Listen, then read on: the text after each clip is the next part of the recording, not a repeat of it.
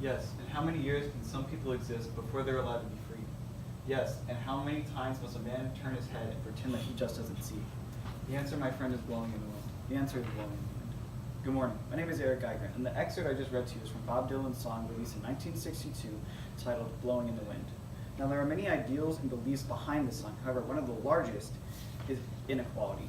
This can be seen here in the line, yes, and how many times must a man turn his head and pretend that he just doesn't see? This is an analogy to the white man who will look at an African American without equal opportunity and pay, yet turn his head away, ignoring the problem at hand. This was brought to my attention through my question, which being, to what extent do social movements like feminism and Black Lives Matter affect the current society both politically and socially from the 1960s till now in the USA? This led me to develop the claim that social movements have positive effects, however, they typically have negative effects in their society both politically and socially. After further analysis, however, I came to the conclusion that social movements have positive and negative effects on their society through both politically and socially through peaceful protests and influence of radicalists, to name a few. However, before going further, it's important to understand where social movements got their start. So explicitly with the NAACP, SNCC, and CORE. Now these groups fought for African American civil rights and equality between the races. An example of one of their peaceful protests can be seen here. On the March on Washington, where hundreds of thousands of African Americans marched to Washington to show their support of JFK's Equal Rights Bill. This was led by, among others, Martin Luther King Jr., who gave his famous I Have a Dream speech here. However, it wasn't just African Americans protesting, women were doing the same, with their second wave of feminism sprung on by Betty Friedan's The Feminine Mystique, in which she fought for equality between the genders, equal opportunity, and a lack of discrimination, saying anything a man can do, a woman can do too. However, this contrasts with modern day social movements, like Black Lives Matter. For example, Black Lives Matter protests against cops killing African Americans unjustly and illegally. However, the protests and the mannerisms they use during these protests often lead to violence. For example, these protests lead to violence and fire damage to public property. An example of this would be the 2016 Dallas police shooting. However, third wave feminism is also a prominent social movement at this time, which fights for equality for women, be it equal pay, equal opportunity, and lack of discrimination. However, the methods they use often infringe on others' rights. For example, when Ben Shapiro was invited to talk at Berkeley College, invited by the college themselves, college students protested him so heavily that he had to be escorted in and out of the college campus by police officers because they did not think he had the right to speak, infringing on his First Amendment rights. Some of this can be seen here.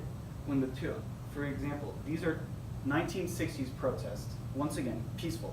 On the right here, you can see Martin Luther King Jr. giving his famous I Have a Dream speech to hundreds of thousands of African Americans who are all standing and watching peacefully.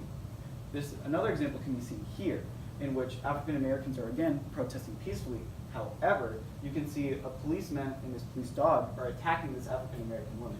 However, you can see she's not attacking back, once again, peacefully. This is in contrast to today's social movements, for example.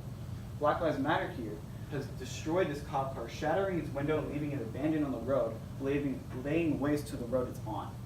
However, it's not just all negative. There are some positive of these social movements. For example, this third wave feminist protest can be seen to have vulgarity, but also it's shown to be peaceful. This led me to conclude that they have both positive and negative effects on their society. Some of these can be seen as new amendments or acts, for example, as the 24th Amendment or Civil Rights Acts of 1964 and 65, and changed social views for women. For example, women were thought to only stay in the household and care for the children, but are now seen as equal and working members of society that are vital to our success. However, there are still negatives. For example, loss of support.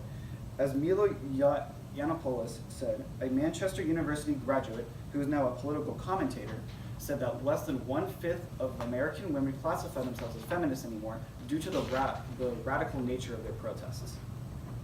Also, this leads to lives lost, as I said earlier, in the 2016 shooting. Now, I briefly mentioned the word radicalist. So what is radicalist, or radicalism? A radicalist is a person who advocates thorough or complete political or social reform. For example, Black Panthers from the 1960s or feminazis, who are a subgroup of feminists of today. These groups protest for extreme social recall and reform. For example, a feminist calls for equality between the genders, wanting men and women to be on an equal playing field. However, feminazis want inequality between the genders, placing men below women. Now, this leads to loss of support not only from the government, who have to police these awful and lawless protests, but it also leads to less support for the people they're fighting for. As said earlier, less than 1/5 of American women call themselves feminists anymore. Regardless of this, social movements obviously have positive effects on their society, be it amendments like the 24th and the 24th Amendment and the Civil Rights Act of 1960, 64, and 65. They have furthered equality for the people they are protecting, as well as changing the social landscape for those groups. However, the negatives are undeniable, be it the unnecessary lives lost or the lack of support for the people they're trying to defend. Now, thank you. What are your questions? All right, I got 2 questions for you. First up, what evidence did you gather that you didn't use, and then why'd you choose not to use it? I gathered a lot of evidence from time periods between the 1960s to present day, really the 2000s, from an article from the U.S. the U.S. themselves that said that there were social movements and social changes in this time. However, there were very few and far between that just didn't help me in my question and in my research. What advice would you have for other people that are considering doing research on a topic like this? I would advise them to consider not only the negatives but the positives, because when I went in, I was thinking only of the negatives, seeing sources like Ben Shapiro and Mila Yiannopoulos, who were very negative towards third wave feminism as of today. However, as I researched further and further, I realized that there are significant changes that have been positive for society, like the 24th Amendment.